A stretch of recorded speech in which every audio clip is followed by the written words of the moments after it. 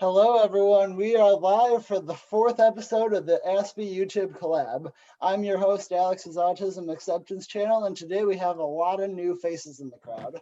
So, Carol, Tasha, Luna, and Chad, would you mind introducing yourselves, please?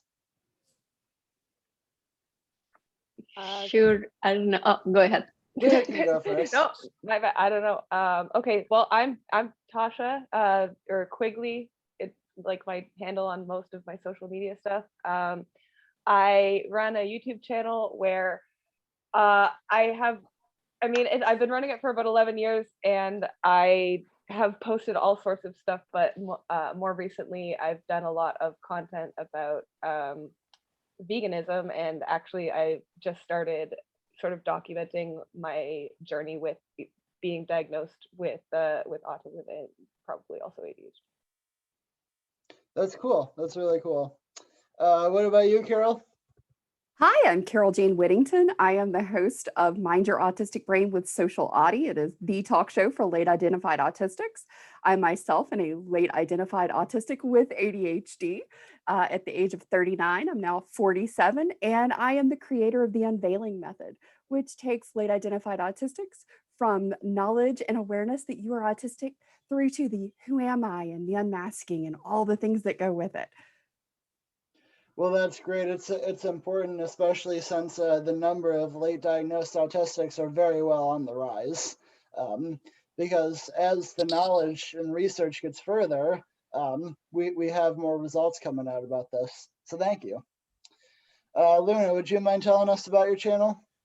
Yeah, sure. Hi, I am Luna from Aspie Gamer Girl. I started my channel to do bilingual content on board games, but currently I stopped doing that, and I'm focusing on doing a stop motion, mainly on board games, but I hope to start talking about neurodiversity as well. That's fantastic. Having a mix of both the special interest and the neurodiversity is very cool. And Chad, how about you? Would you mind telling me about yourself? You bet.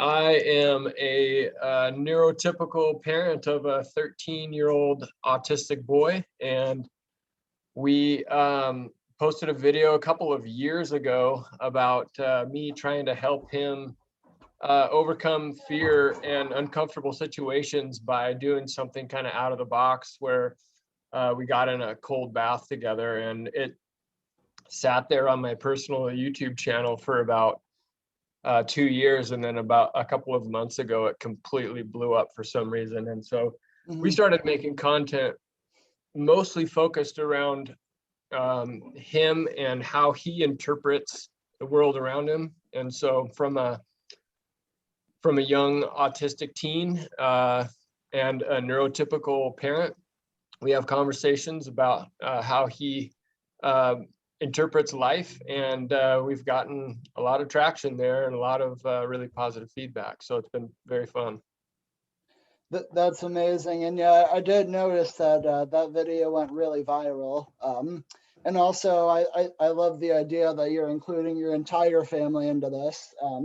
Both your neurotypical wife and your neurotypical daughter. I think that provides a whole family aspect on this condition. So well done. Yep. You've gone far.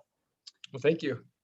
So everyone, we have a really important show to talk about today. It's going to be about your childhood experiences and what you learned from them. So Jim and Chad, you're both neurotypical dads, so you're going to be talking about your autistic son's experiences. The first question we have today is, how was your general experience with peers in elementary school? And did you notice that there was anything different about you? We're going to start this off with Carol. Oh, wow. Hot seat number one, huh? Yes. Oh, when you sent your questions over, Alex, I looked at them and I thought, ooh, wow, this is such a great question, because as late identified people, we can look back over all the decades of our life and go, yes, absolutely. I have always felt different. I've always known that I was different. And it was no different for me in that sense, that from a very early age, I knew that I was different from other children. Not so much at home. But when I started to going to preschool and when I was in kindergarten, when you are with other children at that point, it's sort of, you move into those socialization networks. Right. And navigating those was definitely a challenge. And I noticed that I struggled. I noticed that it seemed to come really easy for other people, that they made friends and they understood and laughed about the same things. And I would be left wondering what was so funny, or why did they do that? Or, geez, I don't understand at all. And that was sort of the experience through my entire life, through adulthood, of being very other, being very different. But fortunately, along the way, I always found at least one other person that kind of got me, sort of like my awesome sister Sarah down there. She and I get each other. she is my person. And when you have just maybe even just that one person that you can connect with, that keeps you from being alone in the group, it makes all the difference. So I always manage to find that one person. But yes, I most certainly know that even today I am still quite different. That's an amazing answer, and I think all of us, pretty much all of us, feel the same way. I can actually answer my own question. So for me, yeah, this was totally like what you said. Like, even though I was diagnosed at age 3, which is like the typical age to get diagnosed for, I didn't know until I was 12. They didn't tell me, or my parents, that is. But yeah, like I was always like the last kid to get picked, like the kid who couldn't make jokes, the kid who couldn't get along. And I was like, why? Because I'm doing all the stuff that all the other kids do. Like, I'm making all those same jokes. Why aren't they laughing at those? And it's something that's been really interesting to discover. And I know that unfortunately this still continues to this day. But I found strategies to learn about how to deal with that and how to be okay with that.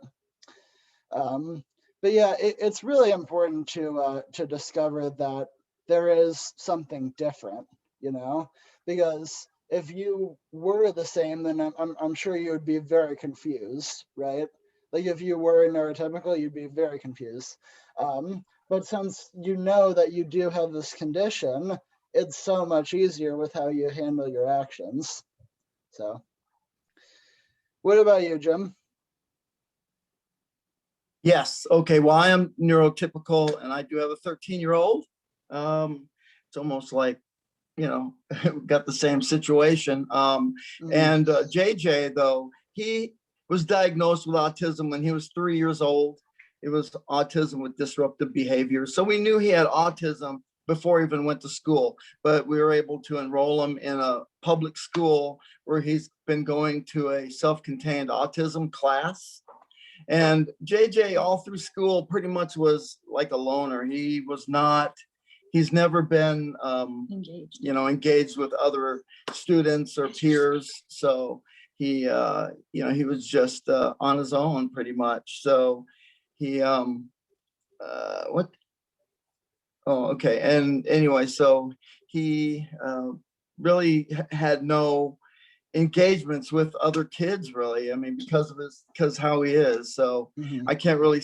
Didn't want to. Yeah, he really didn't want to. He comes home and he would engage with us. He used to be pretty violent. He would have a lot of anxiety meltdowns and outbursts, and it was rough. And he'd have those outbursts at school too, and it was rough going, but he is on the right track right now. He's doing a lot better. But it's my son, he's JJ. Let me show you real fast. I'm not sure if he'll interact at all, but he's got a guitar. Here you go. Say hi, JJ. Say hi, buddy. Just say hi, that's all. No, he's not into it today. That's quite all right. Yeah. Thank you for that, Jim. And all right, you're welcome. And I think a lot of us can agree on the non-engagement part, because we did know that from the experience so far, we did know that there was something different. So we tried to associate ourselves with people around us, and there wasn't much of us. So thank you for that. What about you, Tasha? Well, I mean, I definitely always knew I was different, although unfortunately different wasn't usually the word that was used. I got weird a lot and annoying, and my parents liked obnoxious. That was one of their favorites, because I guess it was very loud. And so I was always pretty smart, I guess. So my parents had me tested into the gifted program, which was like a thing in the public school system here, where they explained to me that I'm not smarter than the other kids, you just think differently. And I really latched onto that. And so as far as like the other kids treating me went, as soon as I got into the gifted program, the number of girls in that class were like, there would be maybe 30 kids in the class, and like maximum number of girls I ever had in the split class of multiple grades was like 7. So the teachers always sort of forced us together. It's like, you kids are gonna play together. Right. So I was always like in the social group, but it, you know, the kids didn't really, you know, treat me all that well. And yeah, weird and annoying were things I got a lot, and I definitely noticed that I couldn't like connect with them. Absolutely. Thank you, Tasha. What about you, Luna? How was your experience like? Well, I think that first of all, like I am Colombian, and the education system is totally different from like the US, and like how, like what you hear of like and see in the movies, basically, that everything is like really divided. Like there is a group of like the populars and the group of this and that doesn't happen in Colombia. It's not like that. And a school in Colombia has different, like you don't live in the same neighborhood, you don't come from the same classes, social class status, I don't know how to say that, or race or anything like that. So everything is like really diverse in those terms. So with that said, yeah, I noticed always that I thought I had friends, but I will realize they were not actually my friends. Like, I will consider them my friends, but they won't. It's a one-way street, right? Yeah. Yeah. So actually, right now I'm working with my therapist to notice that, and she said that autistic people often are taken advantage of because we are not aware of certain like limits or like, you know, social cues and all of that. So I have like replay a lot of my relationships in my mind, and I have noticed that pattern, that every time I was always there for people, but they were never there for me. So it was always like when they needed me or when they need someone to do something because they are poor or they need to vent or something, then we call her. But for the other stuff, like fun stuff or like, let's do this or that, then let's not involve her. And actually, I just came to realize that like for the last past months. So it's a new realization, but like, yeah, basically those were my relationships like that. So yeah. Well, I'm very sorry to hear that, and I have to say that you absolutely deserve to have those like meaningful interactions and like people that actually want to hang out with you. You deserve it. Every neurodiverse deserves it. Every neurotypical deserves it. So I'm sorry to hear that, because that is an injustice right there. And I wish you the best of luck going forward. So how about you, Chad? How was Max's general experience with his peers? And did he notice that there was anything different about him? Well, first off, can I just say, Luna, thank you for being vulnerable And Yeah. I know that talking about that stuff is emotional, and it just, it goes, definitely, it hit me pretty hard. So thank you for sharing. Max, Sure. yeah, Max is, was in the developmental preschool for the 3 years prior to going into the mainstream elementary school. And so he was in a public school, in a mainstream classroom, got pulled out for different therapies and different extra educational stuff.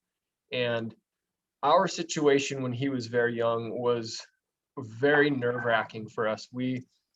He did not treat his family very well, and his cousins and the people close to him. He was very hard on them, and no filter, said a lot of mean things. And as he's grown, he's gotten a lot better.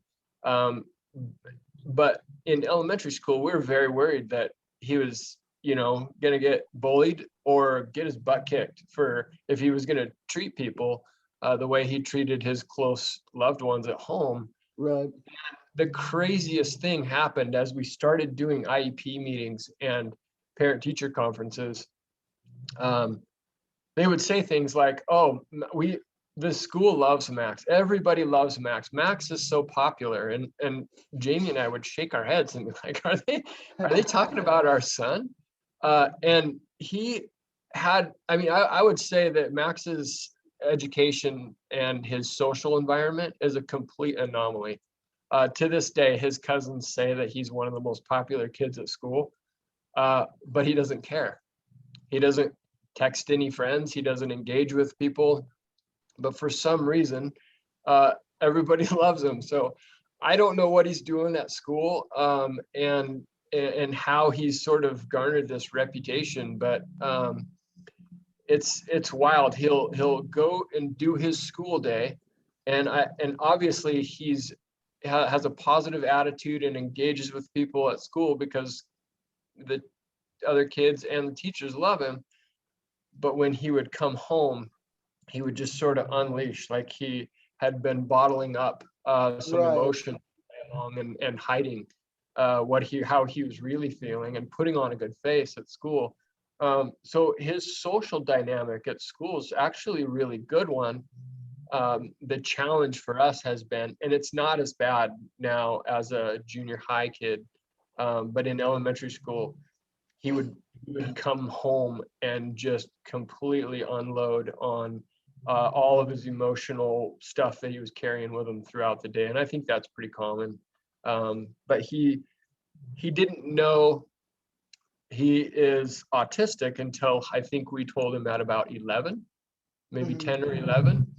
And his first sort of realization of being different, I think, was when we talked about doing a class, like an occupational class, a vocational class at the junior high that was for other special ed kids. And he sort of fit in with what we were trying to do with him, which is work with his hands and work on his gross motor skills and fine motor skills, and put him in a vocational class. And he realized that it was for kids that weren't in the mainstream. And I think that was the point at which he was like, wait a minute, you told me autism wasn't a bad thing. Why am I being put in a different class where I can't be with the others? And so that one was tough. And that one, I think so as a 6th grader, I think is when he finally sort of realized that, whoa, my situation's different than others. And but I will be honest and say that I don't know that it changed his overall opinion about school or about how he engages with the teachers and kids there. Okay. Thank you very much for that, Chad. And we've been talking before, me and Max are so alike. So it's no surprise that that story is almost exactly how it played out for me. Because I put on the good face too. Like I tried my best to blend in with everyone, so to speak. And then that was so much energy and that bottled up, and for some reason it turned into anger. And I was really furious when I got home, and that was just because of a release of all that energy. And I was put in those same types of classrooms as well. And it did make me, I mean, it made me look differently at school. But I'm glad that he was able to still keep that positivity. So thank you for that. You're welcome. What about you, Sarah? Hey, I didn't introduce myself earlier. That's where I am. But I do a channel, Sarah Upside Down. But I also add in mental health because I feel like that's a really important part. Carol and I definitely have similar thinking on the neurology and psychology stuff. But as far as school, like basically what he just said was me. Mine for somewhat different reasons, but it also explained my son, which has also been a little bit frustrating because, you know, that actually helps them or doesn't help them to get the assistance they need whenever everybody thinks they're so great and everything's going well there. They don't realize when they need sensory breaks. So I've kind of had to fight for that for him.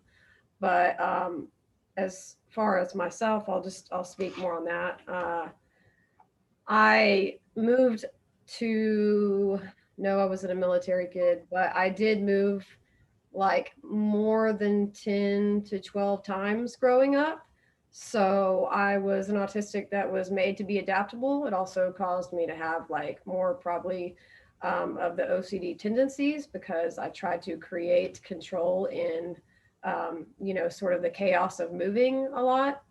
But on the bright side, okay, maybe not the right, but it did help me to adapt a little bit more in the social area because it was like, you know, you move again, you create new friends, whatever. The problem was I wasn't really necessarily attached because I figured we would move again. So, but I did, you know, I did always feel different in a lot of social situations. I would say my ADHD because I have combined type, hyperactive and inattentive type, which I believe my son does as well. That kind of helped me because even though I wasn't extremely social, like it helped me to sort of present that way. But it was my energy, it was my hyperactivity that sort of was able to help me sort of put on that mask in a way. Right.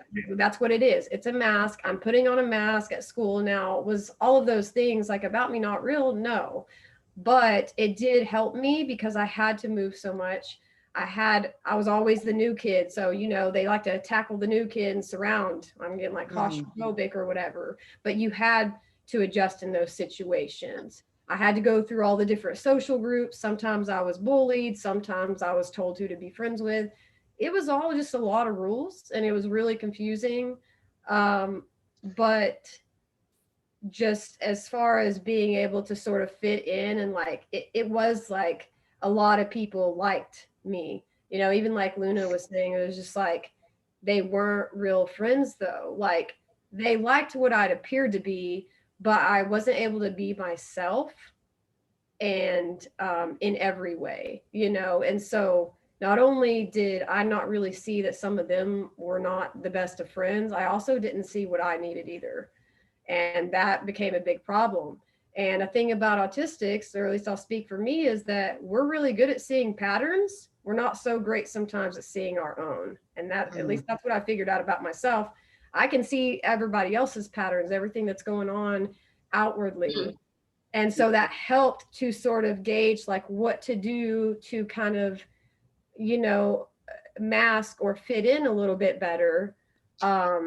I still didn't fit in, it turned out completely. So I don't know what all that work was for, but I think it helped me survive, you know, those years a little bit easier. But my school stuff fell behind, my grades fell behind because yes, I was able to make everybody else happy. Yes, I was able to present that, but my whole academic stuff fell under because I wasn't able to focus. I moved too much. And so I didn't have that balance and nobody saw what was going on. And I was a child. So, you know, a lack of things here and there. It was complicated, but I've been working on seeing my own patterns now, seeing those patterns with friendships. It wasn't always just me. I Yeah. wasn't always the common denominator creating all the problems. Sometimes I just gained this super codependent, thing. And it's like try that performance-based faith. So I've realized that, I got to take time. I got to learn to build, real relationships and make sure that it's equal, at least better than whatever I was doing before, and focus on my patterns. So it's been a process. We'll say that. Yeah, absolutely. Thank you for that, Sarah. I think that bouncing between groups and all that, and like trying to make everyone to be your friend, I think that's totally natural, and just the general childhood. But one of the most important lessons I've learned, and I'm sure that neurotypical dads can back me up, that you can't please everyone. No matter how hard you try, it's impossible to please everyone. And you basically can't waste energy on that. And you have to find genuine relationships instead of a lot of friends. So thank you for that, Sarah. French fries, hello. How is your Hey, hi? I'm Isaac how is Torres today. I'm sorry? I'm Isaac Torres today, apparently. Yeah, I don't know what that was, but I saw your cat and your dog, and I was like, that's French. I decided I did no longer like my name anymore, so I put my Oh, brother good. lost me instead. So, do you? I don't do know you how see his the, name got in there. Do Huh? you see the questions in the chat though? Yeah. I Okay. knew I recognized Sarah. You look skinnier. I was like, that looks like happy Sarah. No, I don't think it's Sarah. Yeah. And Carol, hi Carol. My tank top. Hey. All I saw right. you pop in, like the name doesn't match. What's up? So French. Tired of French fries. So how was your general experience with your peers in elementary school, and did you notice that anything was different about you? Oh yeah, definitely. I pretty much like every book that I read about the autism and Asperger's and everything, like a lot of the example stories that they put, or even true stories they mentioned, it was just kind of like they all fitted me. It says that it's common that kids around age 7, they start kind of like coming into terms with their being more self-aware and stuff like that.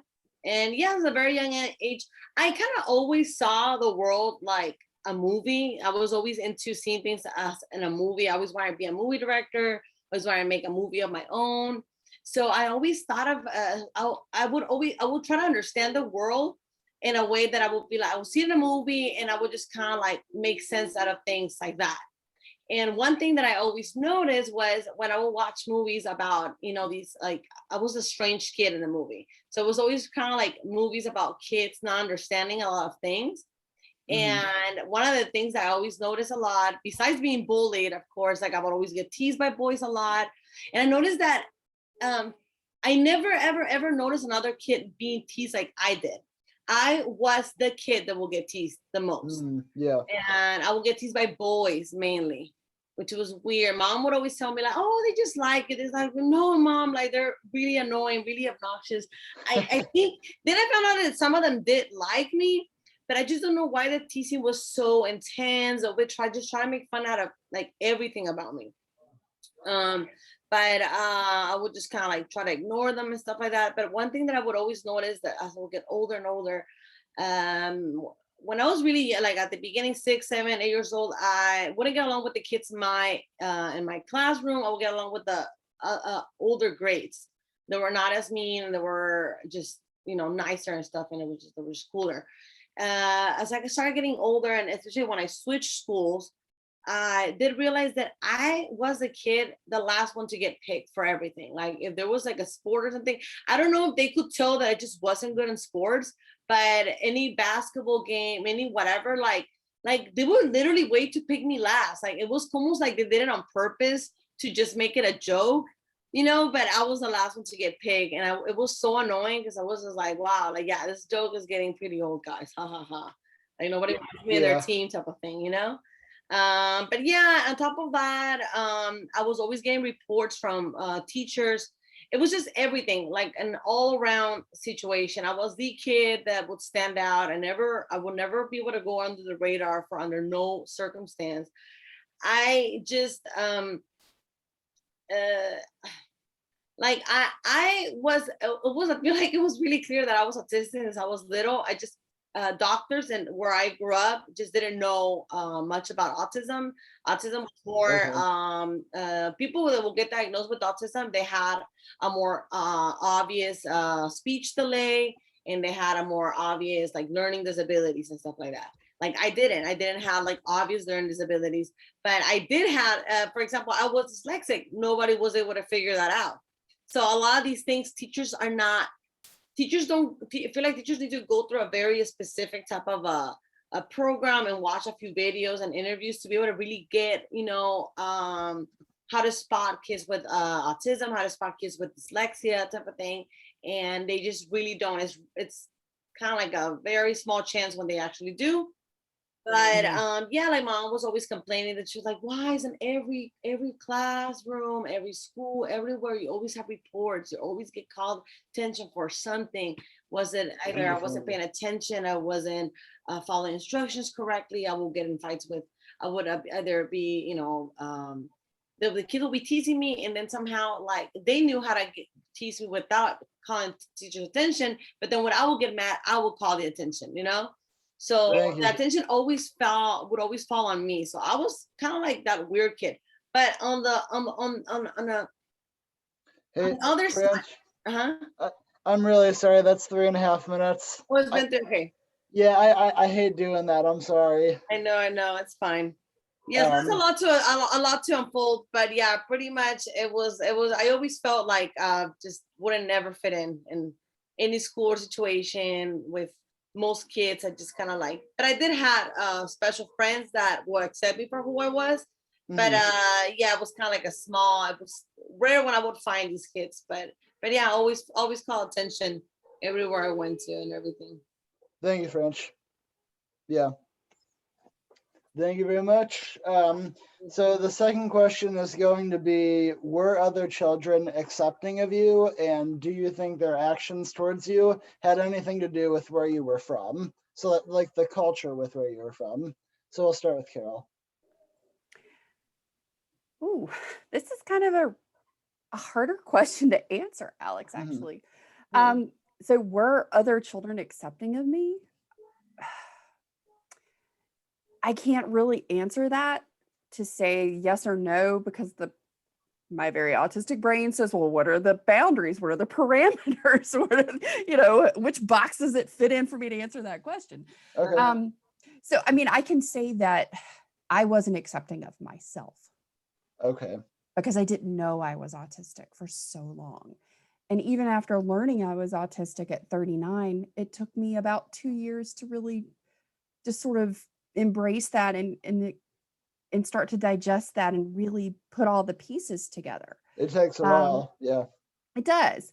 So, I mean, I can say that no, I probably wasn't necessarily accepted per se, but when you go to the cultural aspect of it, I grew up in the Deep South and was brought up in society. My mother was a debutante, and so that is how I was brought up. So I had to very readily and quickly adapt to being social, being at parties, conversing and engaging with others. My mom was a really great help in that, because she would practice conversational skills and sort of let me know what to anticipate, so it wasn't nearly as anxious and anxiety inducing to go into social situations. So from that aspect, I think I've probably experienced some things differently, but in all of that, I could be in a whole group of kids, at a birthday party, and I felt so alone. There could be 50 people there and I was all by myself. I would inject myself in the physical area of other kids. But you could have been on the moon, right? really different, you know, and there was always maybe one or two kids that would be like, hey, you want to come play or do something? And I would be like, yeah, okay. And then I would go, but I never felt comfortable. And probably because I never felt comfortable, they probably didn't feel comfortable as well, because they perceived that. Because, you know, as humans, all neurotypes, we do subconsciously pick up on those unspoken cues from the person next to us. You know, I know as autistics, we are hyper aware of the nonverbal cues we get from those people around us. And I can so relate to everybody's, you know, relation of how they've experienced peers in school. So thanks for sharing, guys. I really appreciate it, because, you know, you're not alone.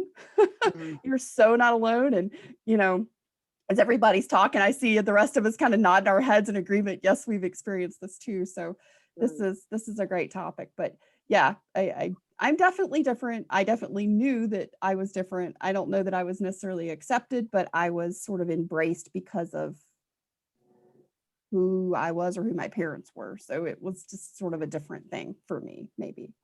Well, thank you very much for sharing, Carol. For me, it was actually quite a bit different. Well, it was pretty similar in that in most of the regard, but the fact is, like, I can't pick up nonverbal cues easily at all. Like, I can't tell when someone is annoyed at me or really enjoys what I'm saying. I really don't have that self-awareness. But other than that, I totally, you know, and I agree that it's kind of hard to answer this question, because I don't really know what a neurotypical mind thinks like. And I don't know how that neurotypical mind separates me from their other friends, you know. So I thought that was very interesting.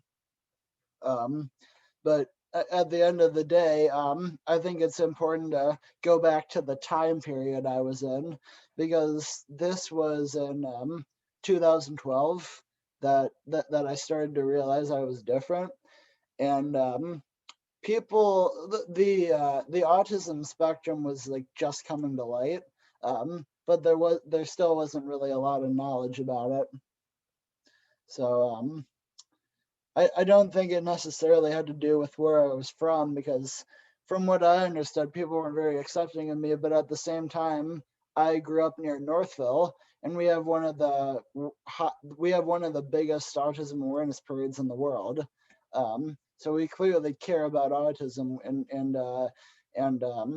inclusivity where we're from. So yeah. What about you, Jim? Yeah, okay. So speaking for JJ, going to school and where others accepting of him, you know, I wasn't in class with him at all during the time of most of his school up until last year. I was a working man, and I was never really there. But I know that I have dropped him off at school and at the playground, and other kids did avoid him, and I think he was just happier by himself, you know, honestly. And I don't think the kids really, I'm not sure if they accepted him or not, honestly. It's a tough one. I don't think JJ really cared if they accepted him or not. You know, he just wanted to go out there, you know, to the playground and swing and not really get involved with other kids out there. You know, I mean, I've taken him to parks and stuff like that where there's a lot of kids, and kids will come up to him, you know, and like want to play with them. And, you know, JJ is like, you know, what are you doing? What do you want? You know, get away from me. You know, that's kind of like, he just is not comfortable with others around him. So it is a tough question, because I don't know if they accept him or not, honestly. You know, yeah, like I said, when they approach him, he just, you know, I think he'd just rather be by himself, you know, or have time with his dad. I think he's better with adults, honestly, than he is with kids, because with teachers and stuff like that, he just he'll hold their hand, and he's just friendly with adults. Kids, not so much. So, you know, he's just not a very social guy. Well, that's interesting that you say that, because ever since I came of age, basically, I've been hanging out with adults, like more like Carol or Chad's age, more than like 22, 25-year-olds. I think it's that level of maturity and that experience Yes. that I think Maybe he's more comfortable. attracts me to being friends with those people. So yeah, thank you for that, Jim. What You're about you, welcome. Tasha? Well, I mean, as far as being accepted goes, like I said earlier, so in my classes, my teachers would always make sure that all of the girls were together in a group and none of them were being left out. So they had to include me, but I don't think that they really accepted me so much. Like whenever it came down to, you know, like everybody get into partners, I was always the, you know, if there were 7 kids, I was the one that's like, okay, will somebody take me in a group of 3? And you know, group projects and stuff like that was always difficult for me to find people to work with. So even though I learned pretty quickly to sort of just go along with whatever everybody else was doing so that I could be included and hopefully not get made fun of that much, it didn't usually work that well. And a lot of the time, like a really good example would be that in elementary school, we were always starting these little clubs. So like all the girls in the class, because whatever. And at one point it was the zipper club. I don't know why. We were all kind of weird kids, but so it was the zipper club. And we had to sign in by like swiping your zipper pull on this random tree outside at recess. And at one point, the girls all decided that it had to be this particular brand of zipper that like all of their jackets had. And I looked at my jacket from like Value Village and it had a different zipper. And looking back on it, I think maybe the point was to try and like exclude me a little bit. But instead, what I did was I looked for other zippers on my body and I found that my fly on my pants had that brand of zipper. And so I used the zipper on my fly to sign in and like swiped it in the tree. But I don't think that's what they were going for. Oh, I got to give you a shout out for problem solving on that one. God, that's awesome. Yeah, Tasha, your link's gonna be first at the description after that one. Oh, well, thank you. All right, so what about you, Luna?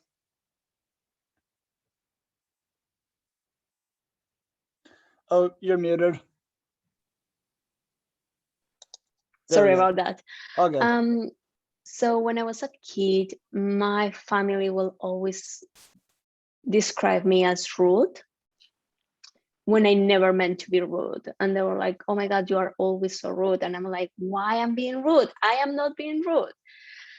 So it got to the point that they will just keep saying it so much that when I start like teenagehood, I was like, oh, you want me to be rude? Well, you are using that word like since I have memory, so let's make it real. I'm going to start being rude.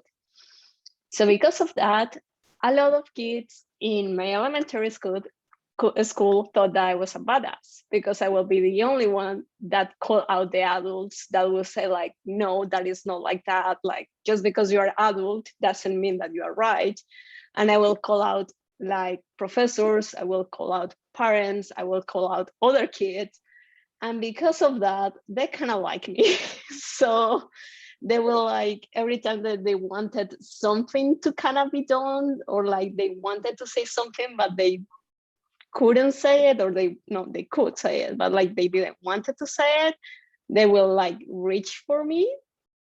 But this is a little bit what I was telling before, that it was one-side relationship.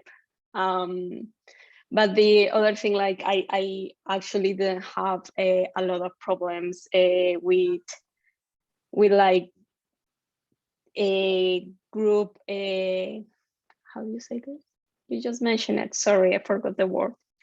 Okay, when you have to team up for assignments or stuff, because actually like most of the time people will pick me, but it was because I was good at those assignments. So I feel like I don't know if it's like accepting. I think it's more like benefit accepting. Like I want to get like a good grade, so I will pair with her, or I want to a professor do something or don't do something, so I will pair with her. So I think it was a little bit more like that type of relationship. Right. So it goes back to kind of like, it's not really your personality, it's just like the specific actions, right? Yeah, a little thing. I think Okay. so. Okay, thank you But for that, I Lena. think I'm sorry. okay. No, I feel like overall, again, like sorry, this is like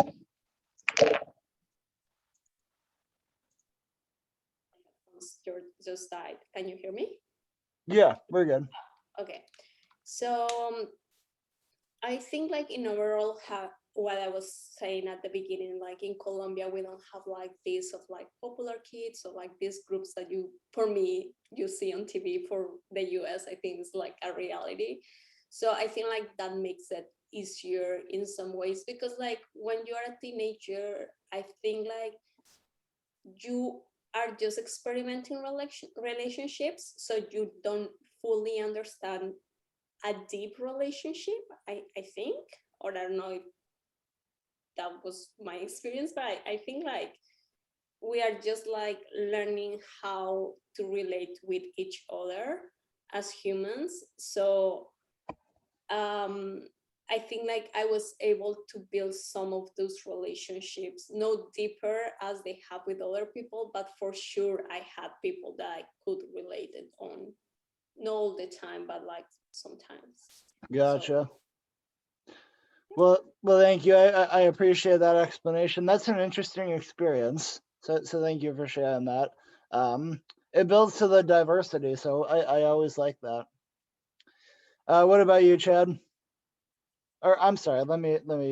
So were children like generally accepting of Max? And did that have something to do with where you were from?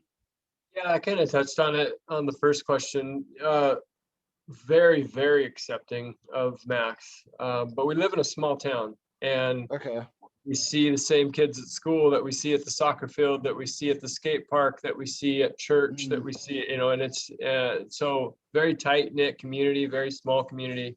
And, a lot of like nobody gets away with anything kind of deal. And so if something happens, the whole town knows about it. And I don't think that like the culture or the environment that he grew up in had much to do with how accepting kids were, other than the fact that it might just feel like a tight-knit community, given that it's small and we all know each other and we all see each other everywhere. Okay.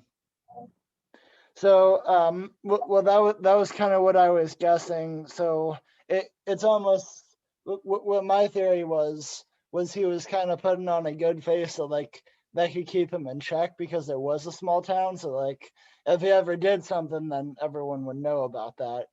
So that's I don't know that he actually realized that. Okay. I think it may be more from an outward thing. I think people just sort of knew that they couldn't, like other kids probably knew they couldn't get away with bullying and that sort of thing, because we see their parents at the games and at the other venues, and everyone's going to find out about it, and we're going to get stuff resolved immediately if things go sideways. And so I think maybe that part of his growing up in a small town actually probably helped. He didn't, these kids, we're not from a big town or a big school where you might not see that kid that bullied you for another couple of days. It's not like that in our town. And so I think that it was actually a benefit.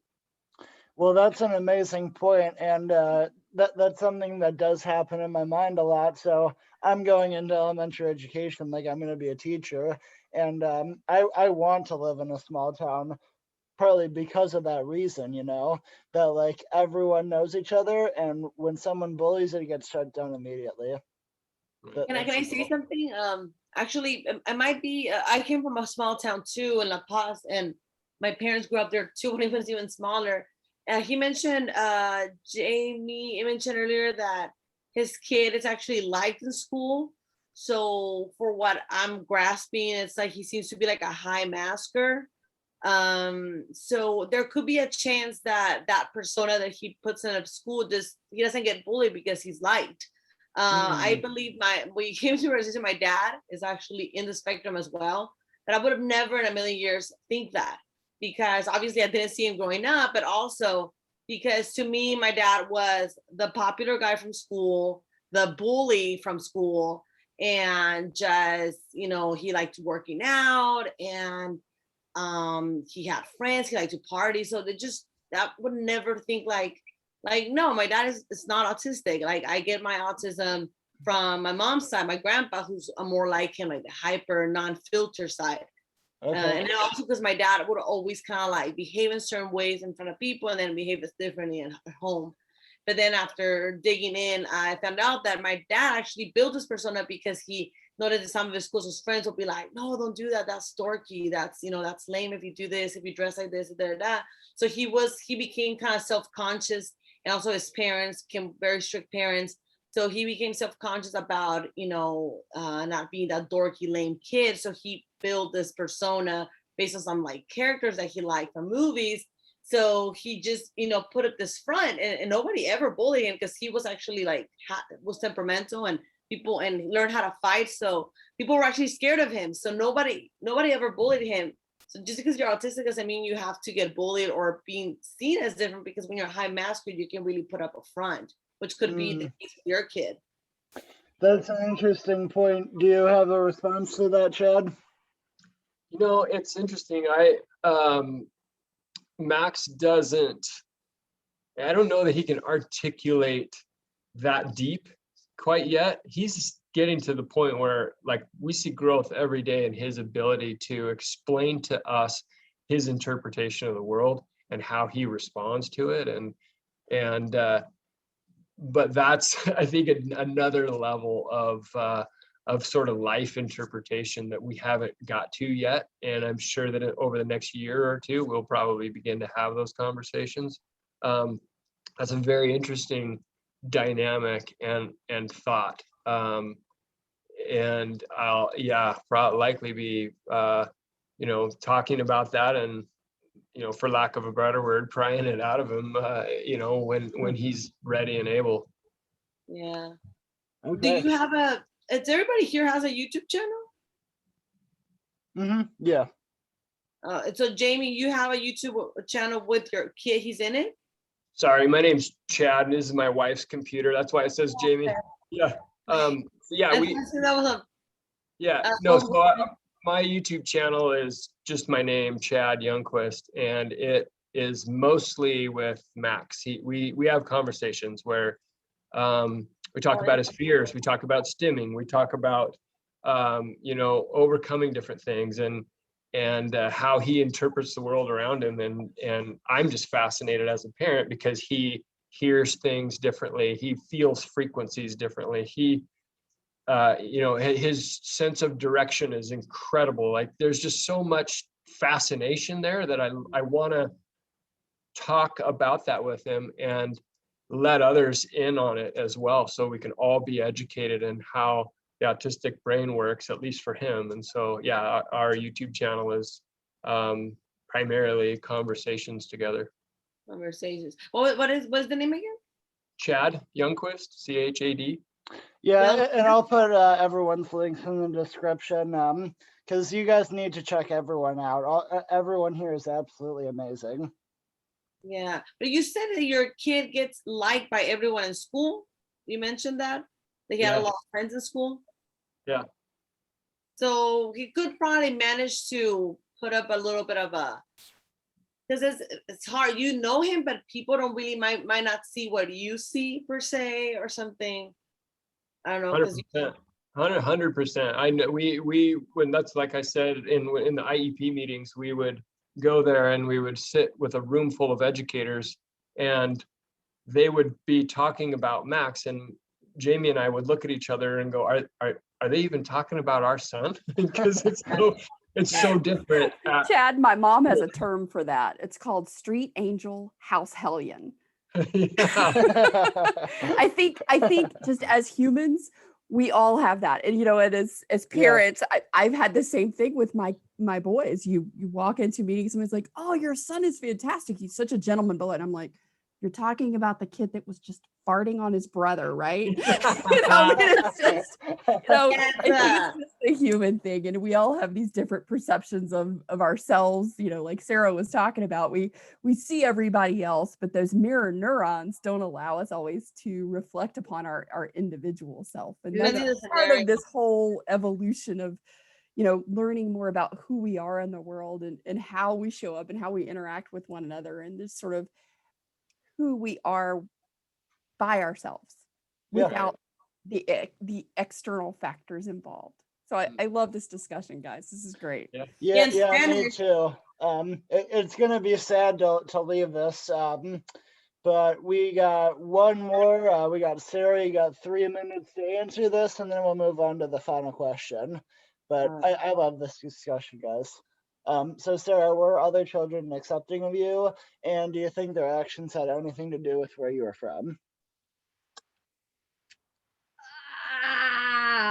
Man, I've been trying to script this for fast 5 minutes. Yes, I'm paying attention to what he's saying, but I'm all like, how can I get this in a small little amount of what I'm trying to say? This is why I use pictures in my videos and slideshows these days. Okay.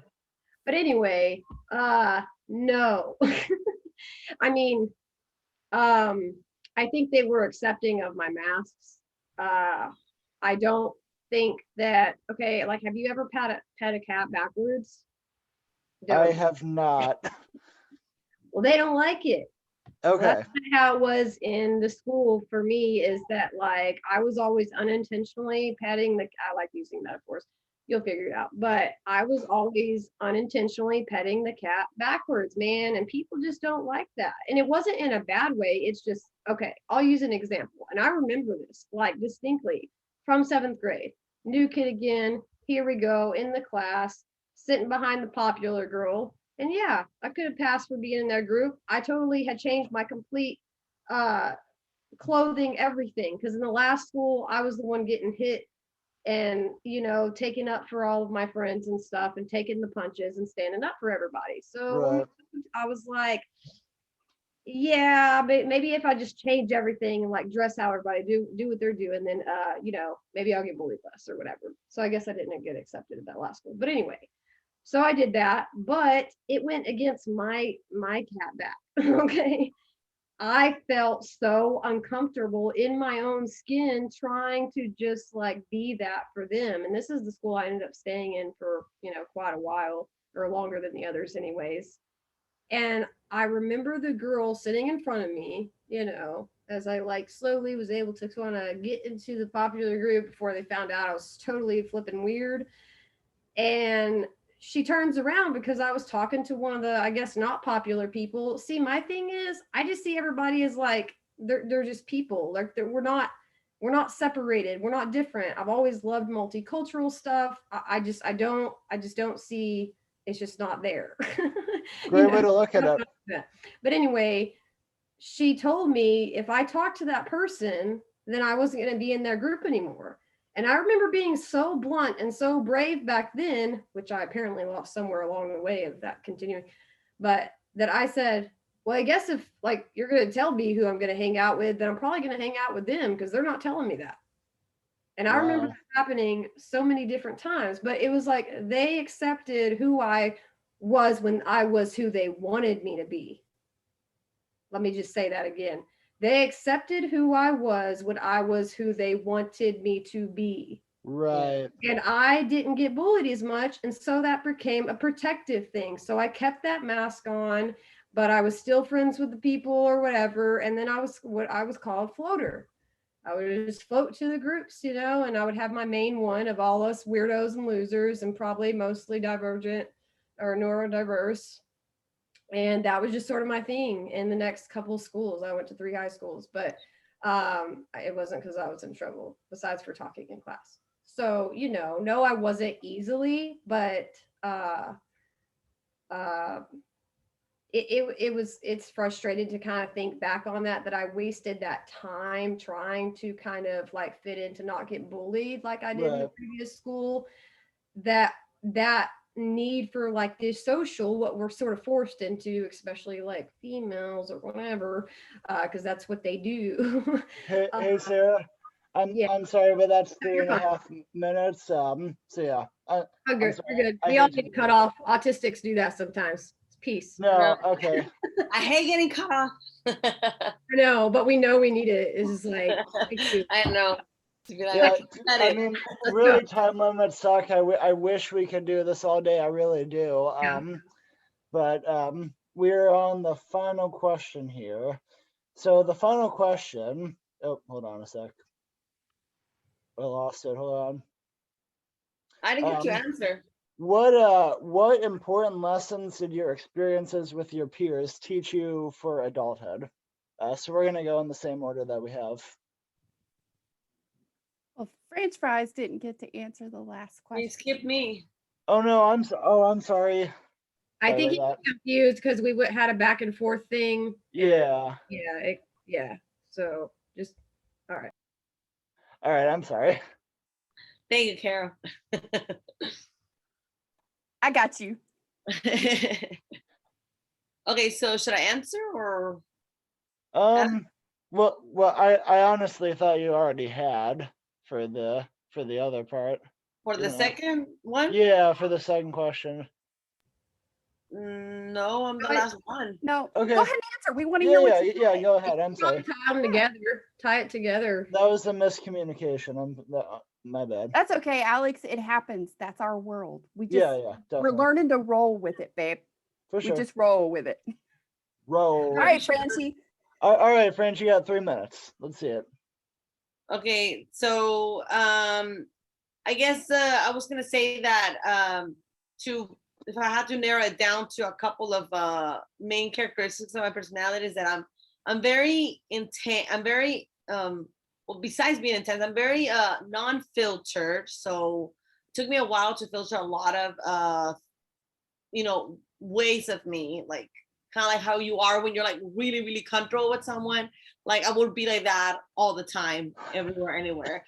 So, and also being very impulsive. I'm a very impulsive person. So if a thought, idea, or anything will come to my mind, doesn't matter where I was, I would just do it right there, right then. I've been working a lot on that, but I'm sure it's a very common thing with most people on the spectrum, especially when you're like extroverted. And whatchamacallit, and the fact that all around people can sense that I'm just different, like either I'll be like spacing out or whatever it is, that people would always sense something about me. So everything, pretty much I would do things that would either embarrass people or make people uncomfortable, or just make people be like, what the, why did you do this, or why did you say that, or da da da. So yeah, of course I was always being told by my friends, like, Jessica, don't do this, Jessica, don't do that, da da da. And people that didn't know me, especially as you start getting older, when you're a kid you get to get away with a lot because kids are not as critical. Although they can bully you and tease you, but they'll tease you one day and then they'll be your best friends the next day. Like that's what kids are.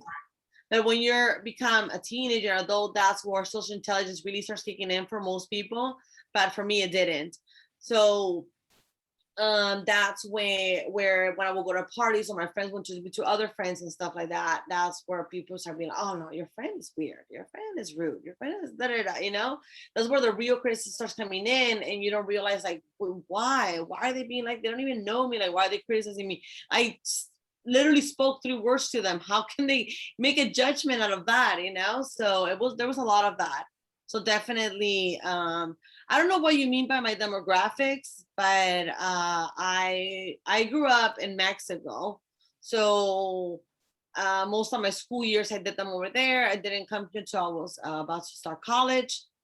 But over here, there was a really weird transition, really, really hard transition, which I'm going to be talking about it on my channel. But other than that, it was and I really think that growing up in Mexico, where I grew up, like the what do you call, the bar for a standard acceptable behavior was a lot lower than would have been here in America, with, you know, where I'll be compared to white people. Yeah. You know, yeah, Mexicans are a little bit more, yeah, their standard for acceptable behavior is not as high. So I think I would have been diagnosed with autism here for sure. Like if I grew up here, and I would have been probably diagnosed with personality, what's it called? Borderline personality disorder as well. I would have been diagnosed with those things. So yeah, it was really hard for me too. But I found ways to balance each other out, where I had problems, but they were not always as intense. I still found ways to get along with people. I still have ways to make people my friends, to understand me, but there was a constant hard struggle, and there was a lot of problems that happened because of that, like depression, all that stuff. So yeah, teenage years pretty much were not easy for me at all. Thank you, French. Yeah, and I'm sorry to hear that. But I do appreciate your willingness to like keep trying in the United States, because I imagine how hard of a transition that can be with social cultures. So thank you for that. All right. So the final question here is, what important lessons did your experiences with your peers teach you about for adulthood? So basically, like, what important things did you learn that stuck with you for the whole time? For me, I would have to say resiliency. Okay. I learned to be very resilient. I learned to be very self-sufficient through my engagement with my peers growing up and as an adult. It helped form me into the woman that I am now in so many ways. I can't say that it was an easy journey. It was a very painful one. It was really tough. It was really tough, because all of those externals were telling me I didn't fit in, that I was different, that I somehow didn't quite measure up. Sort of like French fry said, you know, you've got this standard, this bar that that people have, those preconceived things. But throughout all of that, because there is a duality of existence for all things, and through those challenges, through those periods of isolation and feeling so very different and very other, I did garner an amazing resiliency, I think, that has served me greatly in my adulthood, and being able to, even as late identified, finally be able to step into that and really embrace who I am, and be able to speak for myself, and to be able to share what I've experienced, and be able to help other late identified autistics, because having alexithymia is really challenging when you don't know you have it. So you don't realize that all of these overwhelming emotions that you're experiencing, they each have a name, and they each have a causation, and they all, fear and excitement feel the exact same in your body, but unless you have context to sort of break it out and reference it, it's all just this very overwhelming hot mess that's happening in your body. And being able to be resilient and say, okay, I've got all this happening, and I'm just going to allow it to filter down, and I'm just going to let it go and see where it goes in this stage of my life, as an adult that is now fully aware that I am autistic. And I think that is probably the biggest blessing from such a challenging childhood and adulthood, was being resilient. Okay. Thank you very much. Thank you very much, Carol. I absolutely agree. I think that's a great trait that I learned as well. But really the thing that has shown up the most in my life is what I like to call independence for self-satisfaction and self-care. Oh, can you hear me? We lost your audio, Alex. Alex, can you hear me? I'm Okay? back. Can you hear me? Alex, where are you? Obi-Wan Kenobi, are you there? No. Hello? There he is. Oh my God. Hey, it's the technicals. They happen. We have gremlins. Did- If they get in the computer, it's no biggie. Just start where you left off. Did that happen before? Like, has that ever happened? No, this was the first time. Okay, So, cool. Good. so Good. go back to your word. What was your word? What is it that you learned? So I've resilience is a great point, but the thing for me that I've learned the most is independence for self-satisfaction. That's what I like to call it. There is nothing that any other human being can do that can satisfy me or unsatisfy me, but based on like how I feel, right? Like only I know exactly what to do when I'm feeling down, or like how to embrace it when I'm feeling up. And I don't need anyone to tell me what to do because only I know me. And it sounds kind of cliche, but it's like the journey to self-satisfaction is in the name yourself. And I I thought that I would get like peace and all that, and like peace and like understanding and being accepting, or like people accepting me of all that, and I thought that was going to come through everyone else, but I realized you can't have internal peace without yourself. So that's the general stance that I learned. What about you? So Jim, what do you think JJ's experiences have taught him? Well, I can tell you that public school has not been a pleasant experience for him at all.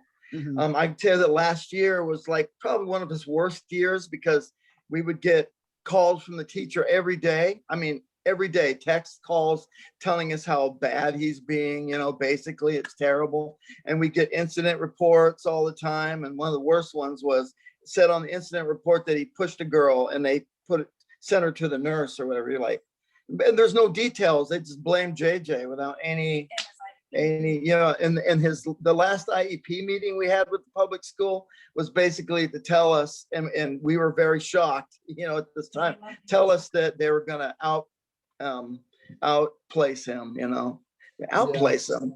He's been going there since kindergarten. Yeah, go somewhere else. They got to send him somewhere else. And we're like, they couldn't meet his needs. He was very aggressive, and they just couldn't handle him. And at first, we were very upset how they betrayed us, how he's gone to school all the time. But it actually turned into a blessing, because they had us pick out a school, and we picked out a school that has been just so wonderful for him. He's got all the therapies that he loves. He's got the speech. He's got everything in the school, including a pool. So he has aquatics.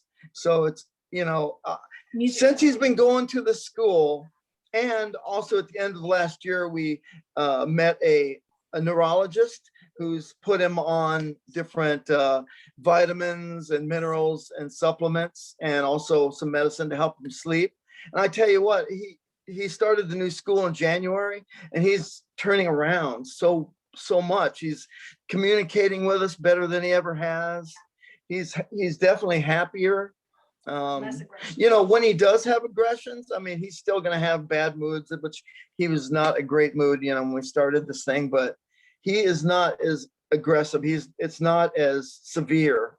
His aggressions, they're a lot less. So I think his lessons going forward in the new school, I see positivity and hope for him, that he's going to do so much better.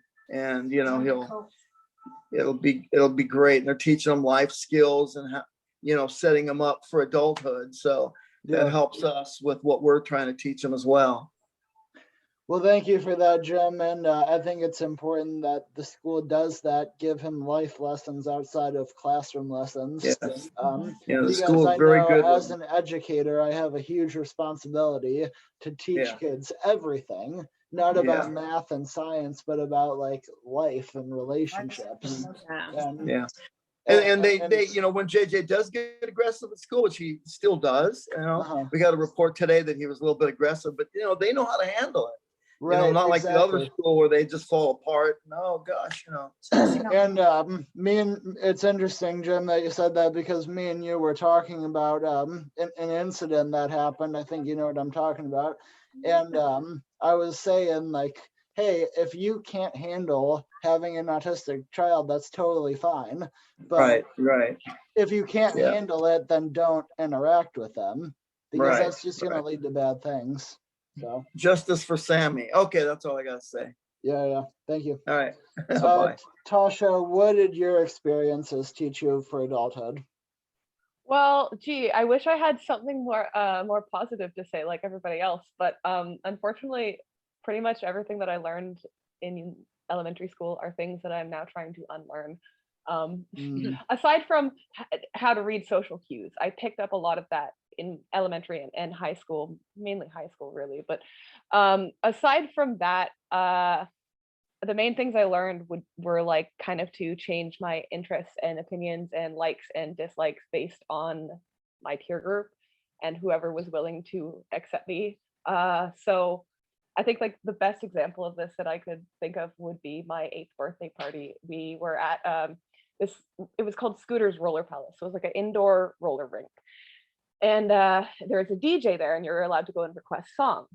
So I went and I requested my favorite song at the time, which was Falling Away From Me by Korn. Now, most 8-year-old children are not into Korn. So I waited like a long time because there was, I guess, a big list. So the song came on. And by that time, we were all sitting in the room having our pizza lunch or whatever. And the song comes on. And I'm like, yeah. And everybody around me immediately is like, oh, what's this? Oh, this is terrible. And I never listened to Korn again for like years. Yeah. And so I guess sort of leading into that, I learned how to get taken advantage of by people. Man, I'm sorry to hear that. Yeah, you know, it's okay. So like I learned like what I need to do to survive in social situations is to focus on other people and do what they want and give them what they need. And that is the way that I will be allowed in the social situation. So yeah, these are all things that I'm now trying to unlearn. Yeah, that sucks. I mean, it's really important to be comfortable in your own skin and like own who you are and all that. So I really hope you eventually come to that conclusion. Yeah, no, I definitely am now, but it's like even just in, you know, in my past relationships and friendships and stuff up till, I mean, I'm 30 years old, just up until recently, I've been getting rid of friends because I realized that the only reason that they ever want to hang out is because they know that I will bring something to. Yeah, get rid of all those toxic relationships. Yeah. Well, I'm not left with many people, but it's fine. It's better than nothing. Yeah. Hey, Tasha, you know how we find out what we like and what we want in life? By finding out first what we don't like and what we don't want. Exactly. You have done an amazing amount of work and you now have like this incredible knowledge of this is what I want in life. This is what means something to me. This is what's important and this is where I'm heading. Yeah, and I mean, it took me stepping back and crafting that. That's amazing. Yeah, I mean, it took me 27 years to realize that I wasn't straight. So, hey, I'm going places. That's my science experiment every day. At the end of the day, my question is, what have I learned about myself today that I didn't know yesterday? Exactly. Yeah. You got it covered, Tasha. You're rocking it. And by the way, Korn totally rules. And who cares what they said? Well, I know that now, but at the time it was a little scary. I totally get it. Totally get it. Well, I'm very glad that you figured that out. So Luna, what were some things that you learned? Well, I think I'm really close to what Caroline said. I think there was a lot of resilience and being independent. Like, since I was like a child, I realized I couldn't relate to my family. And then I couldn't rely on friends because I didn't have them. So I just like start, like if I wanted something, I had to do it for myself and by myself. And of course, it's really hard. And like, there are like a lot of moments that you just want to stop and like, I just want to get over with this, you know? But I think that is like the resilience when it comes, and then like you become like a little bit stronger in some way. And like, I feel like the main thing is like not giving up. Like, I have tried and failed so many times, but like right now I'm trying again.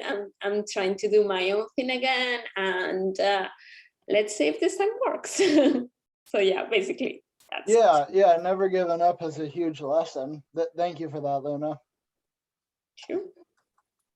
Chad, what were some things that what are some things that you think Max is going to learn from all these experiences? Yeah, it's hard to tell. So Max would come home from school and you'd have to totally pry information out of him. Hey, buddy, how's it going? How did today go? Fine. Right. You know, what did you do? Nothing. Okay, well, what was your favorite moment? Lunch. You know, stuff like that. And so his experiences at school, I don't know, and I can't answer how they've sort of shaped his, you know, what they've taught him for adulthood. What I can tell you is the stuff that we've worked with him on at home, with just appropriate way to address people and talk to people, and you know, sort of the generalities around being cordial and being nice and spoken when spoken to, and those sorts of things. And so I those are really the only things that I can speak to, is the stuff that we work with him on, because it's really hard to get information out of him about his experience when he's away from home. Well, Yeah, Chad, I'm sorry, Alex. Chad, there's a question that that I learned that I use with my teenage boys. And Let's have it. Hey, how's your day? You know, what's us fine. You know, you get those one word answers. So every now and then I just kind of surprise them. And I ask them, how's your heart? That usually elicits a very different response. Yeah. And he's at that age where he's getting to that point where when you ask that question, how's your heart? You'll get a little bit deeper answer. Yeah. Maybe he's if I ask too many questions in a row, he gets mad at me and says, "Stop asking me questions." Oh, okay. Hey, that's relatable, man. Yeah. Yeah. Well, thank you, Chad. I think it's important to focus on what's going on at home, because that really is all you can control at this point. So I do encourage like trying to they just like keep giving that effort, because I know for a lot of children that age, it takes a while for that to sink in, but it does sink in. And I can tell by just watching your videos from like a year ago, Max has gone quite a long way. Right. So keep doing what you're doing, because you're doing the right thing. Cool. Thanks, man. Yeah. So we're going to move on to Sarah and French, and then I'm going to close this out. So what important lessons did I learn from that my peers teach you?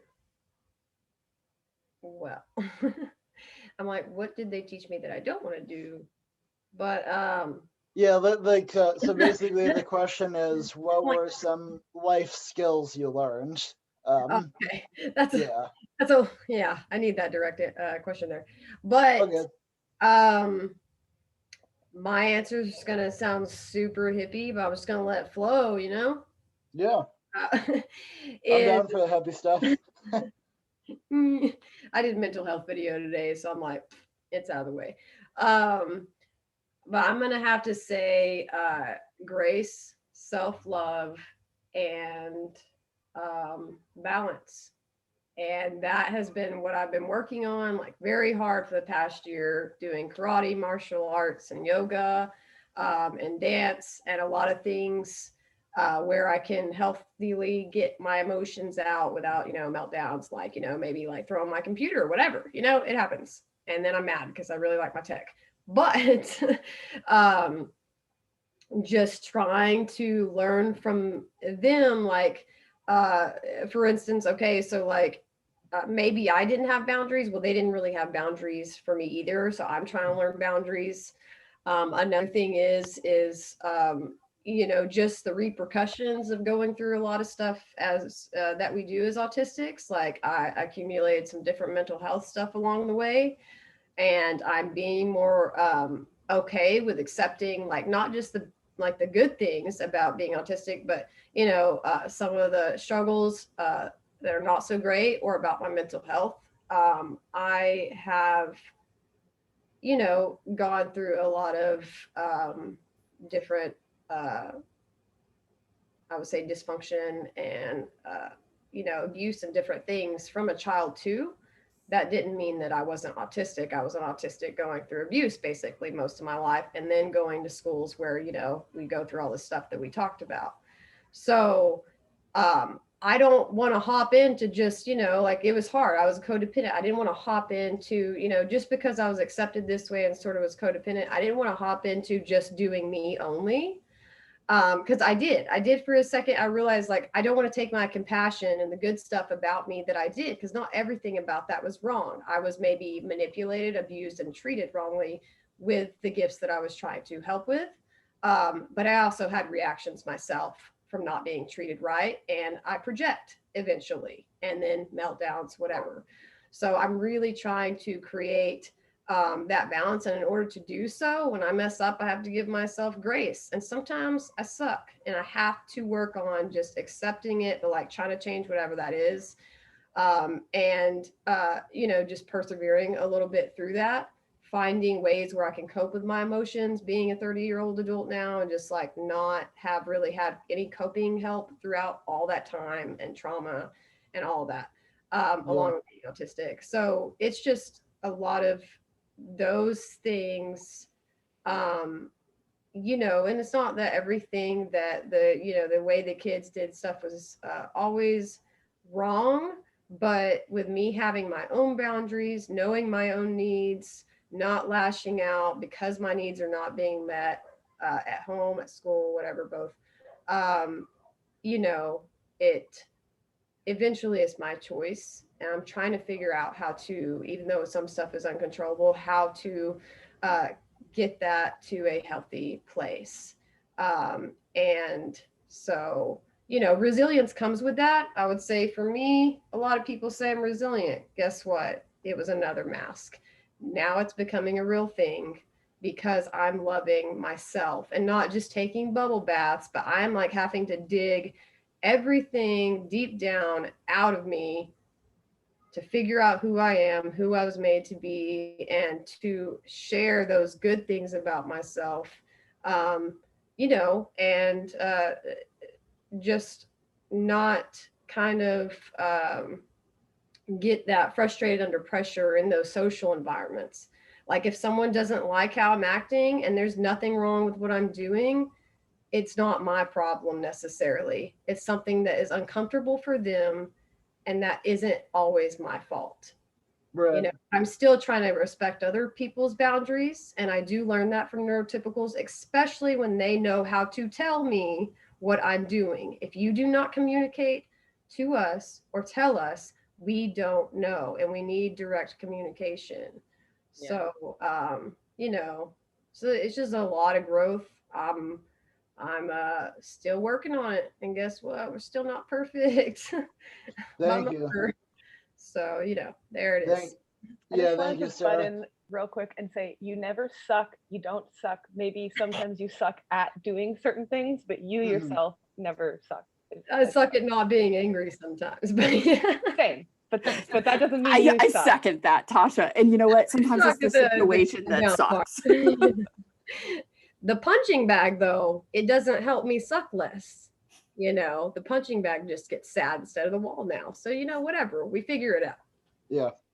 Thank you very much, Sarah. And I think that's That's a good point you mentioned. Like sometimes, like if you wear a mask long enough where it's a positive life trait, it sort of like melts into you, you know, and it becomes actually you.